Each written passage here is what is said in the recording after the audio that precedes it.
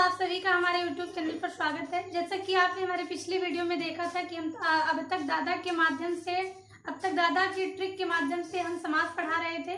तो समास में आपको तत्पुरुष समास पढ़ना था। तो यदि आप हमारी पिछली वीडियो को ना देखे हो तो नीचे डिस्क्रिप्शन में लिंक दिया गया है, वहां से आप देख सकते हैं।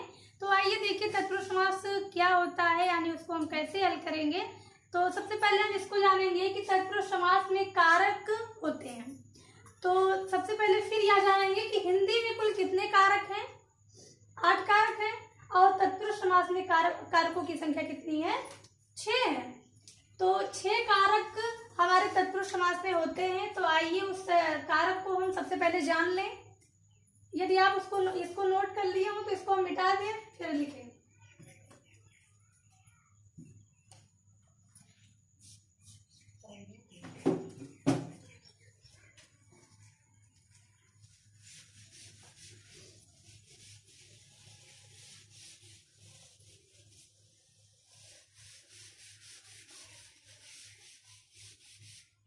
तो हिंदी में कुल कारकों की संख्या कितनी है, बहुत अच्छा, 8 है ना।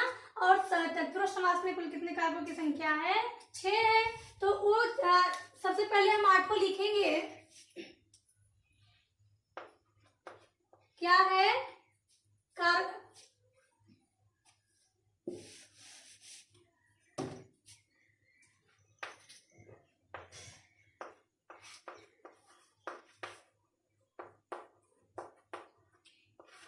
प्रथमा विभक्ति कर्ता ने, इसका चिन्ह क्या है, कर्ता ने द्वितीया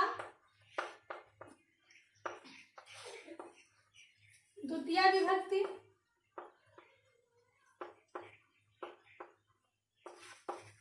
कर्म को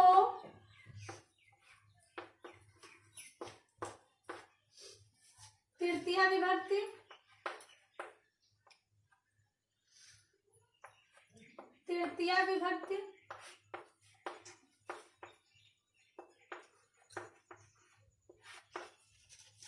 कर्ता ने कर्म को करण से के द्वारा, क्या है, करण से के द्वारा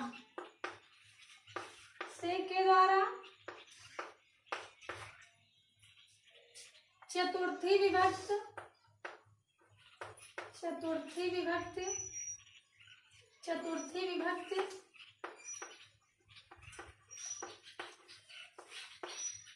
संप्रदान के लिए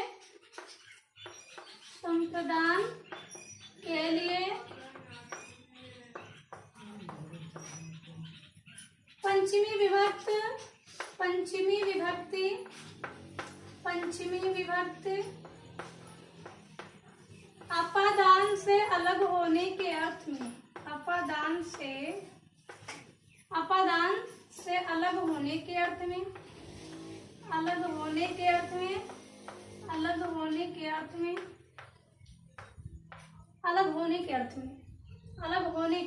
में षष्ठी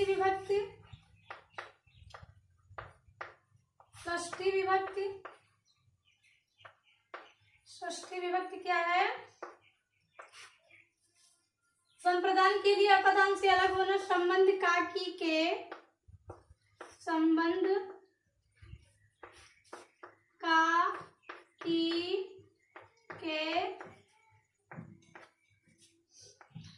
रा री रे, क्या है, संबंध काकी के रा री रे नानी ने। और सप्तमी विभक्ति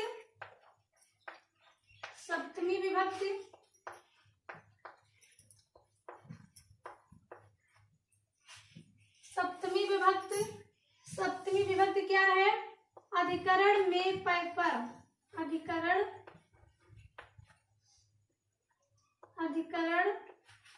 अधिकरण में पर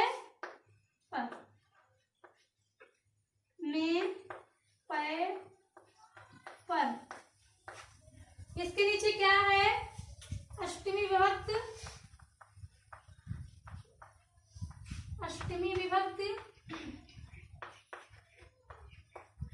विभक्ति संबोधन संबोधन है वो अरे। तो ये क्या है, कर्ता ने कर्म को करण से के द्वारा संप्रदान के लिए अपादान से अलग होना, संबंध काकी के रारी रे नानी ने अधिकरण में पेपर और संबोधन है वो अरे। तो यानी कि इसमें से हमारा प्रथमा विभक्ति, यानी कि हमारा ये प्रथमा विभक्ति और अष्टमी विभक्ति क्या हो जाता है, कट जाता है। यानी इसको ये प्रथमा विभक्ति को और अष्टमी विभक्ति को हम तत्पुरुष में नहीं जोड़ते हैं, यानी कि ये हमारे 6 रहते हैं, 1 2 3 4 5 6। तो इसी के माध्यम से हम तत्पुरुष समास में विग्रह करते हैं। तो आइए देखिए तत्पुरुष समास, ये नोट कर लिए हैं, बहुत अच्छा।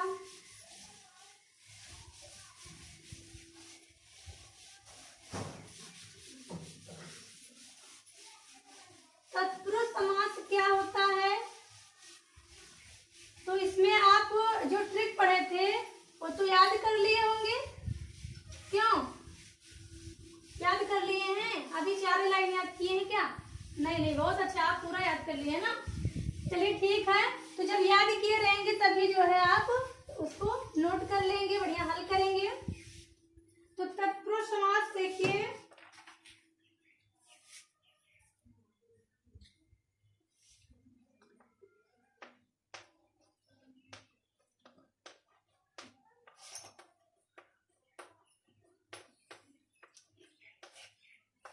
तो हमारा ट्रिक क्या था, द्वंद में और छिपे दिगुमे गणना पदावत है, बीच में कारक चिन्ह छुपे तत्पुरुष समास कहावत है। बीच में कारक जब छिपे रहेंगे तो वह हमारा कौन सा समास कहलाएगा, तत्पुरुष समास। द्वंद में और छिपे दिगुमे गणना पदावत है, बीच में कारक चिन्ह छुपे तत्पुरुष समास कहावत है। अव्यय में पहला पद मुख्य प्रधान रहे, कर्मधारय में विशेषण विशेष रहे और बहुब्रीहि में अन्य पद प्रधान रहे, ये सब समास के भेद कहलावत है। तो सबसे पहले हम क्या देखेंगे, तत्पुरुष समास में क्या छिपे हैं, क्या छिपे हैं, बहुत अच्छा, कारक छिपे हैं ना। तो आइए देखिए, इस समास में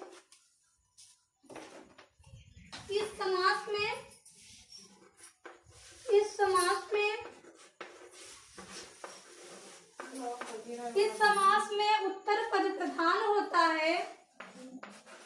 इस समास में उत्तर पद प्रधान होता है। इस समास में उत्तर पद प्रधान होता है।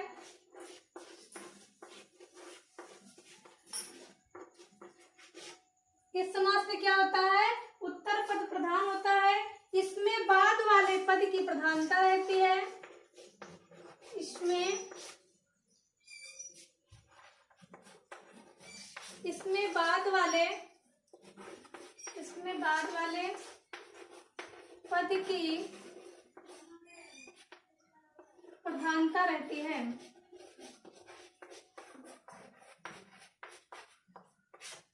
बाद वाले पद की प्रधानता रहती है। इसमें क्या होता है, इसमें कर्ता कारक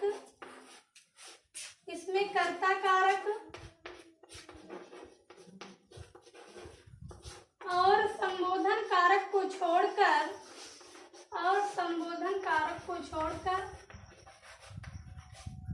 इसमें कर्ता कारक और संबोधन कारक को छोड़कर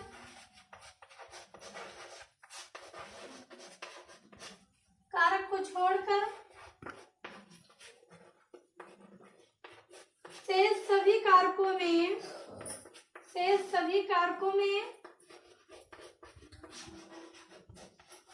सभी कारकों में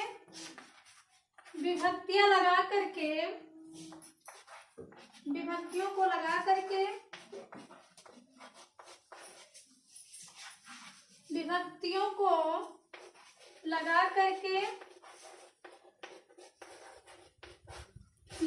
क्या किया जाता है, बहुत अच्छा, समास विग्रह किया जाता है।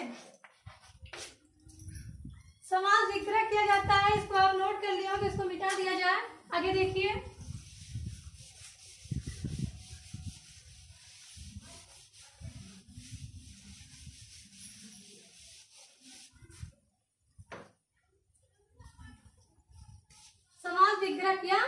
जाता है।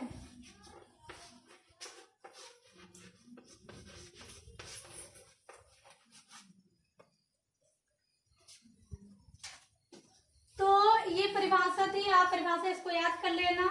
जब परिभाषा याद रहेगा तभी आप जो है कर्ता और संबोधन को छोड़ सकते हैं, नहीं तो उसको लेकर के आप चलेंगे। तो आइए देखिए, तत्पुरुष समास को हम कैसे हल करेंगे।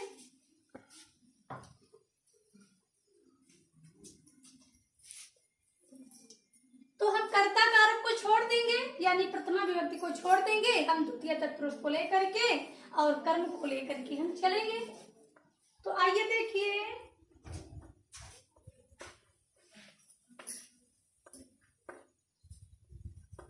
द्वितीय तत्पुरुष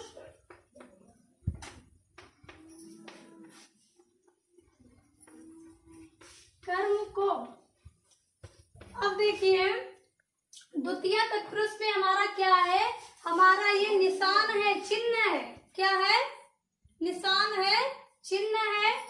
तो इसको आप जो है, इसको अगर आप ध्यान दिए रहेंगे, इसको जब कारक याद किए रहेंगे तो आप आराम से इसको हल कर सकते हैं। तो देखिए क्या है, जैसे कह दिया जाए, हाँ तो इसको हल करते समय हमारा को आना चाहिए। तो क्या है, जैसे कह दिया जाए कि गगन चुंबी, क्या कह दिया जाए, गगन चुंबी। अब देखिए गगन चुंबी, अब गगन का अर्थ आपको पता होना चाहिए, तभी आप इसको आराम से हल कर सकते हैं। तो गगन मतलब क्या होता है, आकाश होता है, चुंबी मतलब चूमने वाला। तो यहाँ क्या होगा, गगन को चूमने वाला, गगन को चूमने वाला, गगन को चूमने वाला, गगन को चूमने वाला। फिर जैसे कह दिया जाए कि सुख प्राप्त, क्या कह दिया जाए, सुख प्राप्त, सुख प्राप्त। तो यहाँ क्या रहेगा आप बताएंगे, बहुत अच्छा, सुख को प्राप्त करने वाला। अब क्या इसको आज सुख से प्राप्त होंगे या प्राप्त करने वाला, सुख से प्राप्त करने वाला नहीं, सुख को प्राप्त करने वाला, क्योंकि सुख को प्राप्त करने वाला, सुख को प्राप्त करने वाला। फिर जैसे अभी कह दिया जाए कि चिड़ी मार, क्या कह दिया जाए, चिड़ी मार। चिड़ी मार हम किसको कहेंगे, जो चिड़ियों को मारता हो। तो इसमें हम क्या कैसे विग्रह करेंगे, चिड़ियों को मारने वाला, चिड़ियों को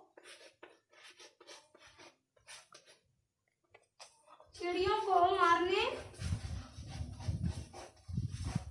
चिड़ियों को मारने वाला, चिड़ियों को मारने वाला। तो इसको आप समझ गए होंगे। अब ऐसे इसी तरीके के शब्द रहेंगे तो आप उसको आराम से हल कर सकते हैं। तो आइए देखिए, ये तो हमारा कौन सा था, प्रथमा विभक्ति को तो हम छोड़ दिए थे, तो द्वितीय तत्पुरुष को लेकर के चलेंगे, कर्म तत्पुरुष, ठीक है। तो अब आइए देखिए तृतीय तत्पुरुष।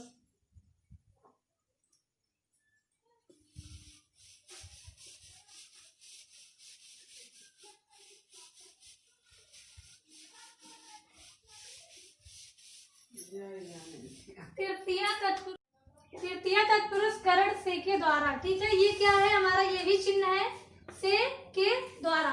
तो इसमें क्या है, जैसे कह दिया जाए कि रस भरा, रस भरा। तो यहाँ पे आप कैसे विग्रह करेंगे, यानी चाहे इसका निशान लगाएंगे चाहे इसका, लेकिन उसका जो है सार्थक शब्द होना चाहिए, तो सही से वो जो है विग्रह रहे। तो यहाँ क्या है, रस में भरा, क्या रहा, तृतीय तत्पुरुष करण से के द्वारा रस से भरा, यानी कि कोई चीज रहेगा, जैसे ईख हो गया या और मिठाई हो गया, तो किस चीज से भरा है, रस से। तो उसी प्रकार से हम क्या कहेंगे, रस से भरा। जैसे कह दिया जाए कि करुणापूर्ण, करुणापूर्ण, करुणापूर्ण। तो यहाँ आप क्या कहेंगे, करुणा से पूर्ण, करुणा से पूर्ण, करुणा से पूर्ण। फिर जैसे कह दिया जाए कि तुलसीकृत, तुलसीकृत, तुलसी कृत, तुलसी के द्वारा कृत। तो यहाँ तुलसी, तुलसी से कृत नहीं कहेंगे क्योंकि तुलसी के द्वारा रचा गया है ना। तो यहाँ पे हम क्या कहेंगे, तुलसी, तुलसी के द्वारा कृत। कृत मतलब किया गया।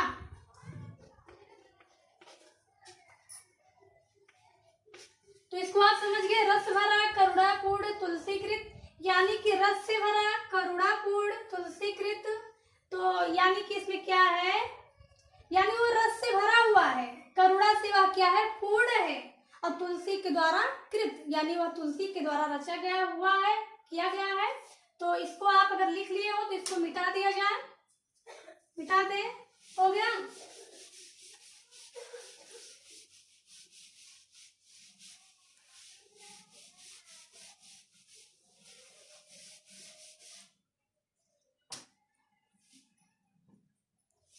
देखिए चतुर्थी विभक्ति,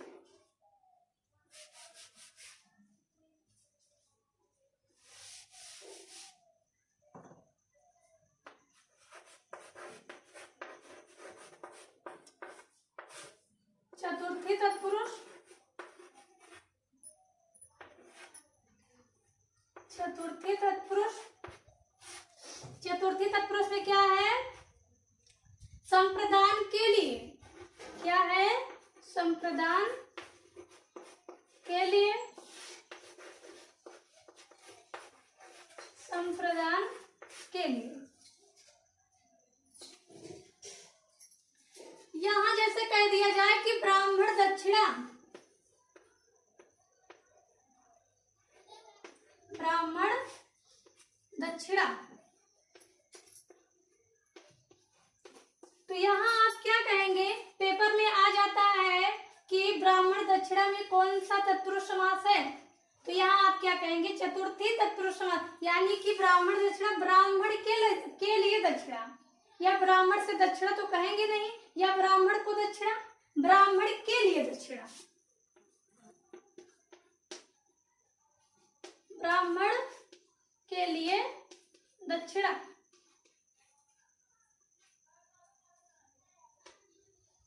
ब्राह्मण के लिए दक्षिणा, ठीक है, ब्राह्मण के लिए दक्षिणा। उसके बाद में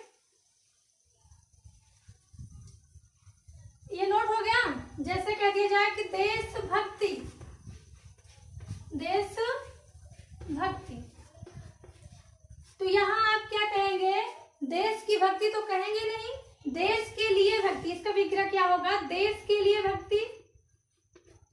एग्जाम में पूछा जाता है देशभक्ति में कौन सा समास है, तो देश के लिए भक्ति, इसका विग्रह क्या होगा, देश के लिए भक्ति, देश के लिए भक्ति।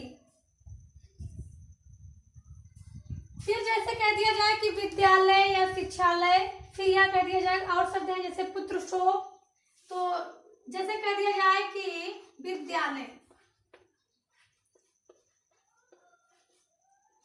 विद्यालय, विद्या के लिए आलय, विद्या के लिए आलय, विद्या के लिए आलय।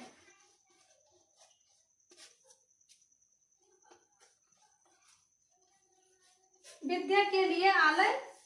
अब इसको आप अगर नोट कर लिए हो तो आगे बताएं।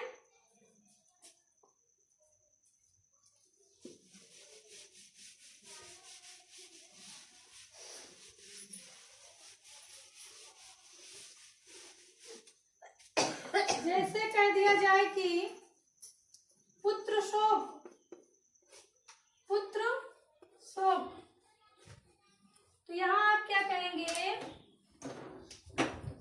पुत्र के लिए शोक, पुत्र के लिए शोक। चलिए बहुत अच्छा, चतुर्थी तत्पुरुष संप्रदान के लिए यानी कि आपका हो गया। अब इसके आगे देखिए पंचमी विभक्ति,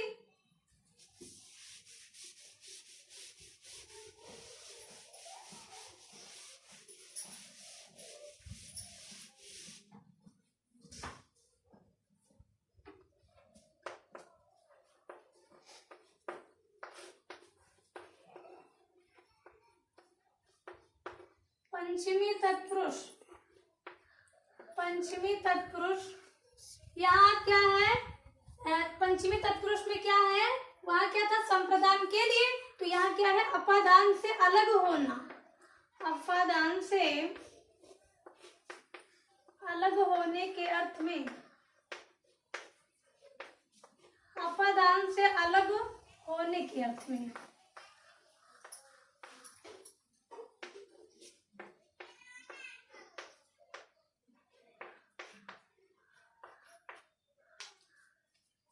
अपादान से अलग होने के अर्थ में जैसे कह दिया जाए कि नेत्रहीन, जैसे क्या कह दिया जाए?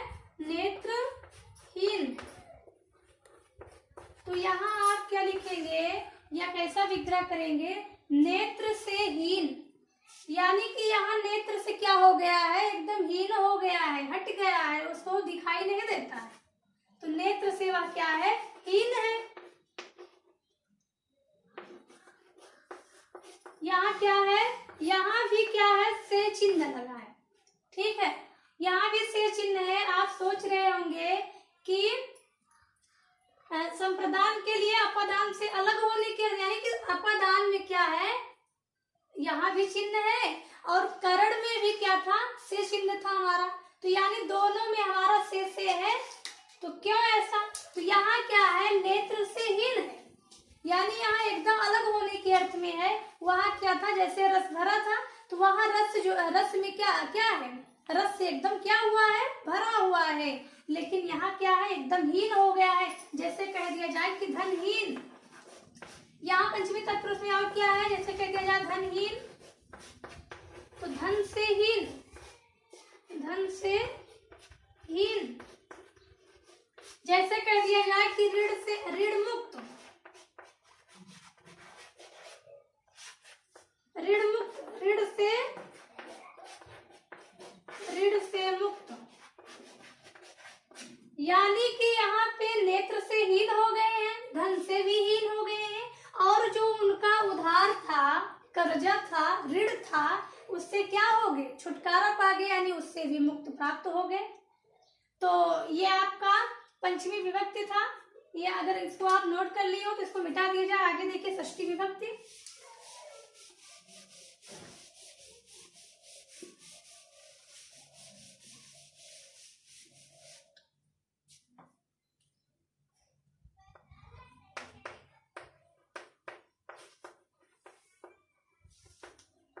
षष्ठी तत्पुरुष, यहाँ क्या है? संबंध का, की, के, रारी, रे, नानी, ने।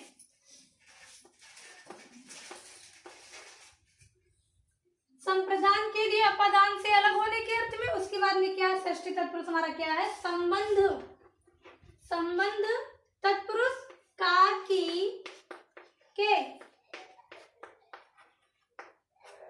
रारी, रे, नानी, ने, नानी, ने। यानी कि आपका संबंध में इतने चिन्ह हैं, काकी, के, रारी, रे, नानी, ने। तो आइए यहाँ पे देखिए षष्ठी तत्पुरुष, इसको आप नोट कर लीजिए।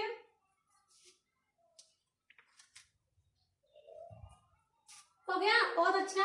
जैसे कह दिया जाए कि राम राज्य, जैसे क्या कह दिया जाए? राम राज्य। तो यहाँ पे आप इसको कैसे विग्रह करेंगे? राम का राज्य, राम की राज्य तो कहेंगे नहीं, क्योंकि ये स्त्रीलिंग तो है नहीं, पुल्लिंग है। तो यहाँ आप क्या कहेंगे? राम का राज्य, राम का राज्य, राम का राज्य। अभी जैसे कह दिया जाए कि देश सेवा, जैसे कह दिया जाए कि देश सेवा, देश सेवा, ठीक है? देश सेवा में आप कैसे विग्रह करेंगे? देश की सेवा, देश की सेवा, देश की सेवा, ठीक है? देश की सेवा।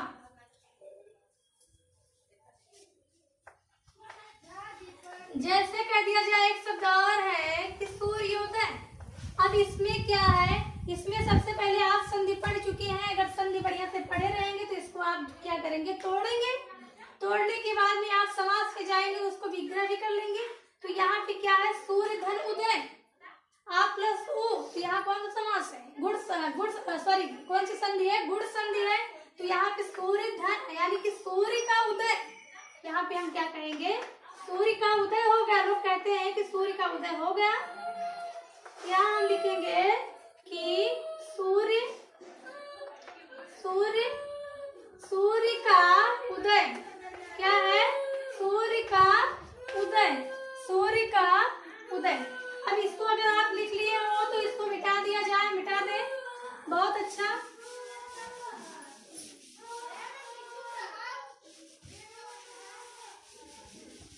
जैसे कह दिया जाए कि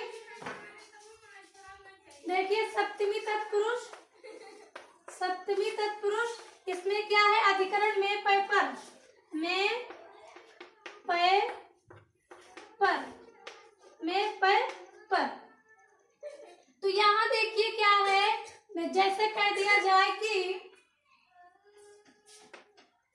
क्या कह दिया जाए, उदाहरण ना, यानी इसमें क्या है, नगर प्रवेश, नगर प्रवेश।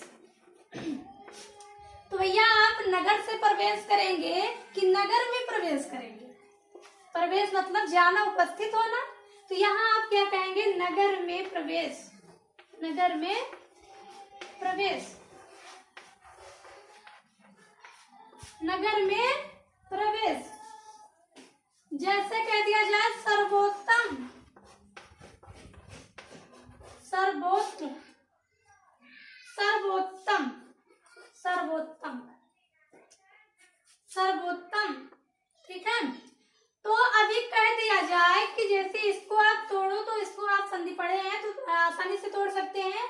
सर्व, सर्व उत्तम, तो सर्वो में आप इसको लिखेंगे सर्वो में उत्तम, यानी सर्वो मतलब होता है, सर्व मतलब होता है सभी, यानी सर्वो में क्या है, उत्तम है,